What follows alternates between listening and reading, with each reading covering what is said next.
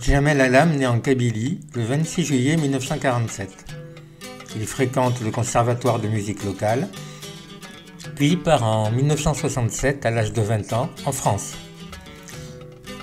Il commence comme machiniste pour l'organisation de spectacles sur Marseille, ce qui va lui permettre de rencontrer notamment Léo Ferré et Bernard Lavilliers.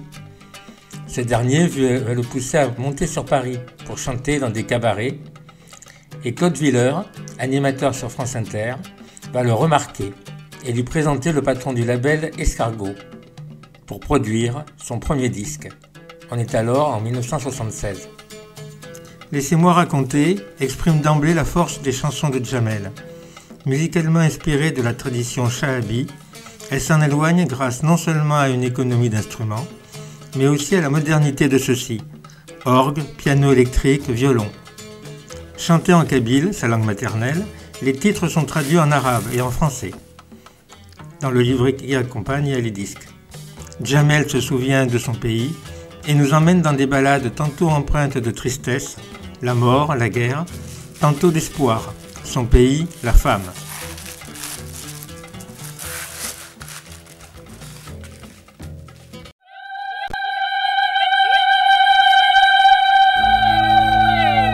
La la la la la la la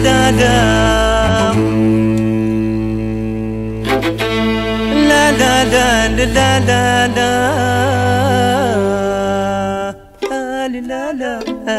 la la la la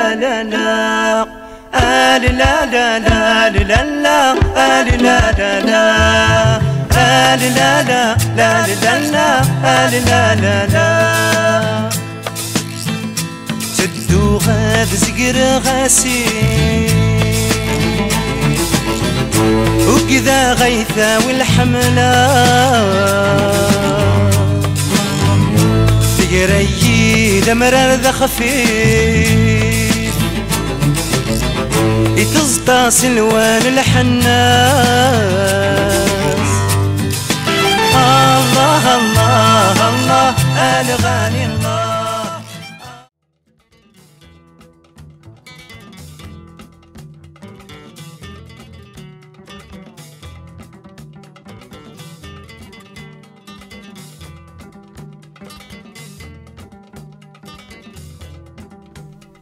Après un succès mérité, voici le temps venu du second album, en 1978, intitulé « Les rêves du vent ».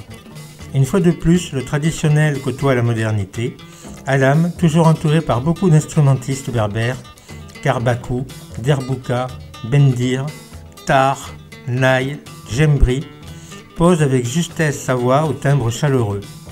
C'est encore toujours l'histoire de son pays, sa propre histoire, qui est mise en avant dans des textes majoritairement écrits par lui.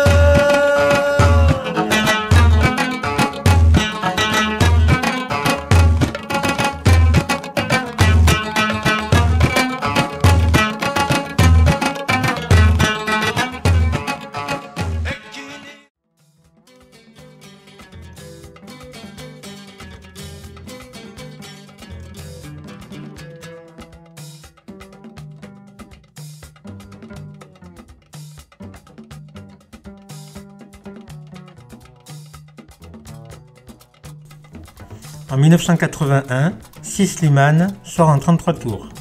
Disque plus politisé que les autres, Djamel Alam cite des défenseurs de la liberté, tels que Che Guevara, le guerriero cubain, Kateb Yassine, un journaliste algérien, ou encore Ibn Khaldoun, sociologue tunisien. Il n'oublie pas ses racines algériennes dans les chansons, Rudi Douche Mourad ou Gattato. Cette dernière en hommage à un de ses maîtres, Daman El Arachi. Et bien sûr, toujours et encore, il célèbre l'amour en rendant hommage aux femmes.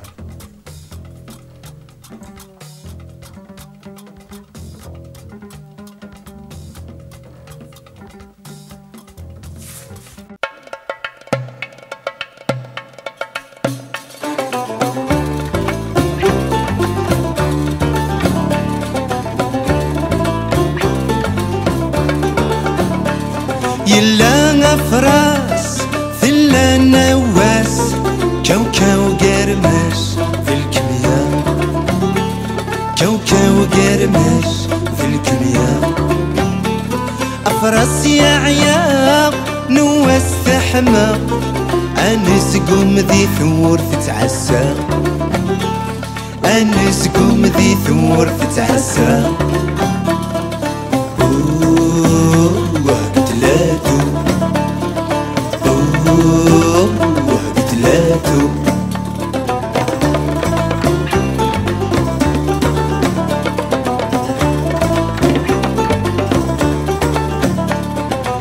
الشهرياس ذي الجبلة بس أمور يمس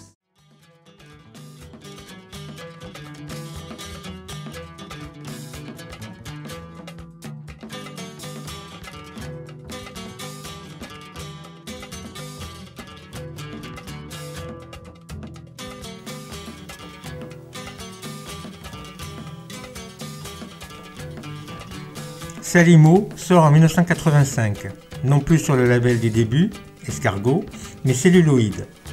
Disque beaucoup plus positif, Jamel Alam, devenu papa, dédie cet album à son rejeton dont le prénom est Salimo.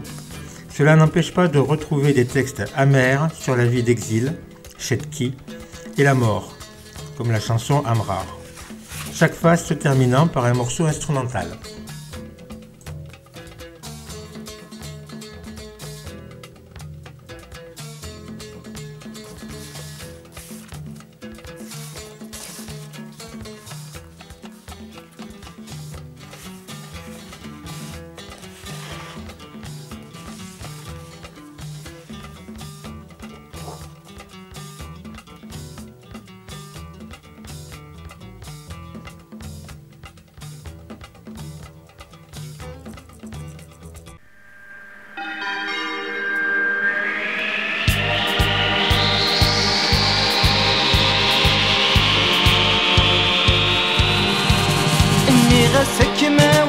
أكماوي غير طنجة أنشضح ذوق اللال نجيل جلالة أمدى فغاخ الخالي وفوسيم هذه زهول خاطريم هذه زهول خاطريم في النايد بوه بوه أيو ذمي يبكي النايد روح روح أكي وتبحري في النايد بوه بوه أيو ذمي يبكي النايد روح روح أكي وتبحري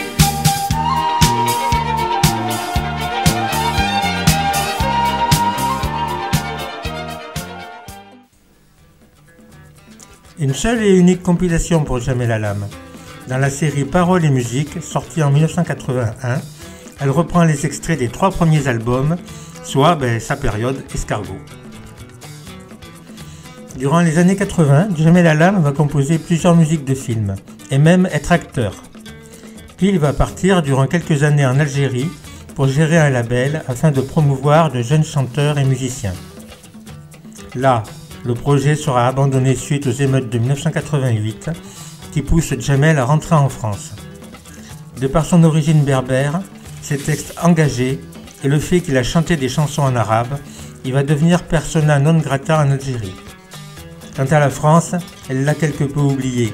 Le retour sur scène va s'avérer difficile car les temps changent vite.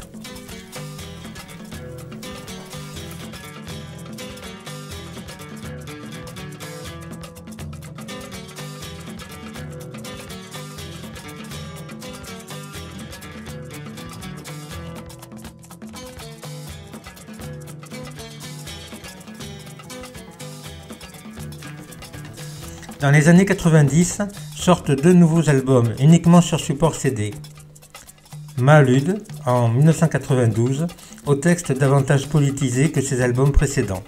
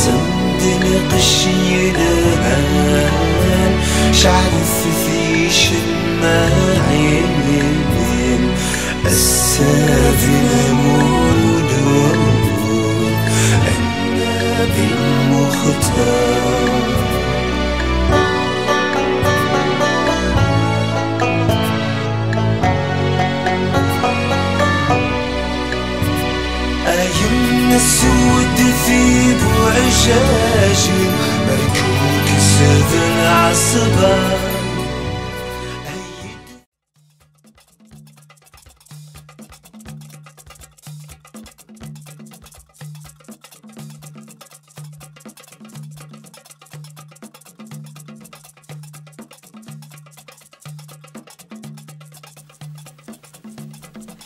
Et sort en 1995 Le Chant des Sources. Cet album se veut une revisite de son œuvre de manière acoustique. On y retrouve donc dessus ses anciens titres sur fond de musique traditionnelle.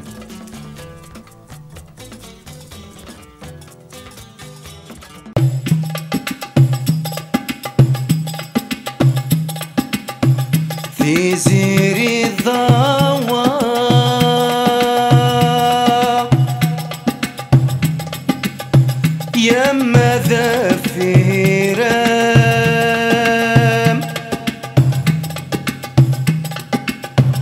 تدوغا قبري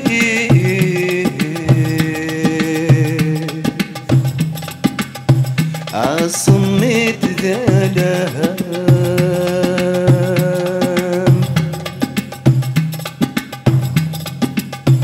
فترة جوي تثمتو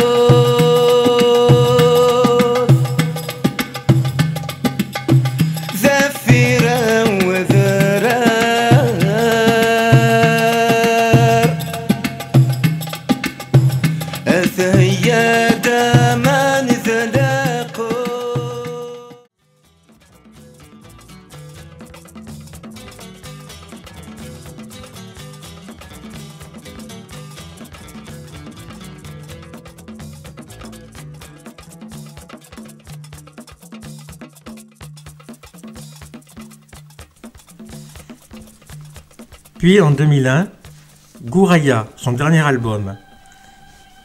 C'est un disque qui sonne moderne grâce à l'utilisation d'instruments tels que la guitare électrique ou le synthétiseur. Mais Jamel n'oublie pas la tradition avec l'usage du luth, de la contrebasse ou encore de la cornemuse.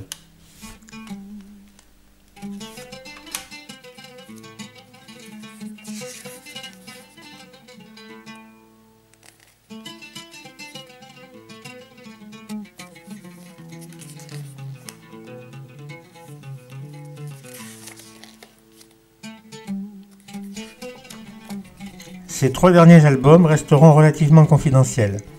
Ils sont pourtant très bien produits et excellents à l'écoute.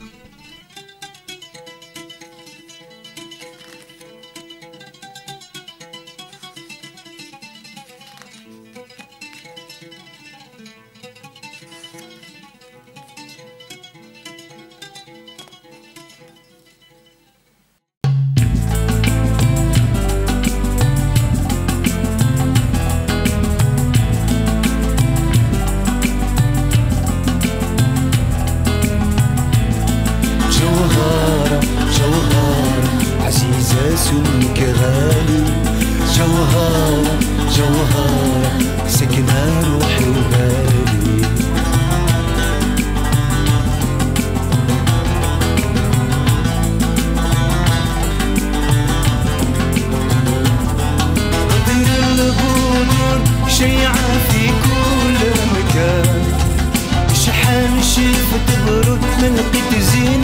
في مكان تمنيت صير ويزيد النور إرشانك يبان يا الغالي يا غيرك ما يا حلالي عليك الغير ما نخلي حد يمسك تكوني بخير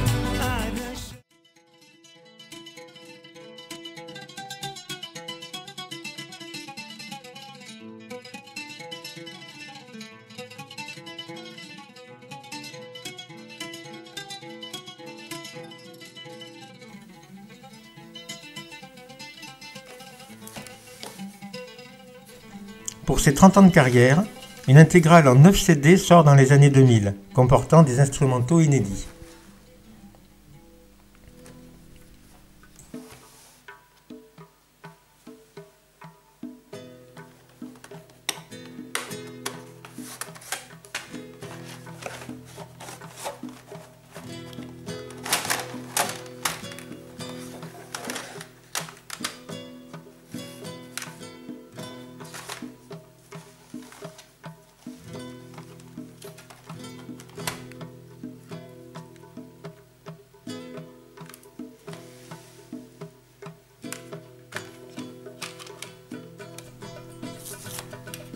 Bien qu'artiste francophone, engagé auprès des droits des femmes et de la liberté d'expression, et qui s'est produit internationalement, sa carrière post-80 passe quelque peu inaperçue en France, son pays d'adoption. Jamel Alam meurt des suites d'un cancer à l'âge de 71 ans, le 15 septembre 2018, à Paris, et est enterré dans sa ville natale de Béjaïa, en Algérie.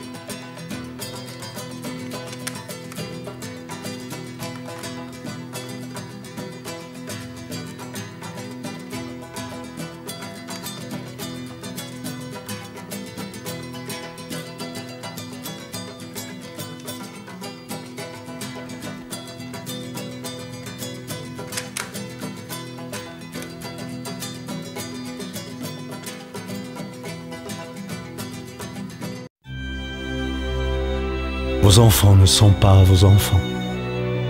Ce sont les fils et les filles du désir de vie. Ils arrivent à travers vous, mais non de vous. Et bien qu'ils soient avec vous, ils ne vous appartiennent pas. Vous pouvez leur donner votre amour, mais non vos pensées, car ils ont leurs pensées propres. Vous pouvez habiter leur corps, mais non leur âme, car leur âme habite la demeure de demain que vous ne pouvez visiter même dans vos rêves. Vous pouvez tenter d'être comme eux, mais n'essayez pas de les rendre comme vous, car la vie ne s'en retourne en arrière, ni ne s'attarde avec hier. Vous êtes les arcs qui projettent vos enfants comme des flèches vivantes. L'archer voit le but sur le sentier de l'infini et vous tend de toute son énergie pour que cette flèche aille vite et loin. Que la force bondée par la main de l'archer soit joyeuse, car s'il aime la flèche qui vole, il aime aussi l'arc qui est stable.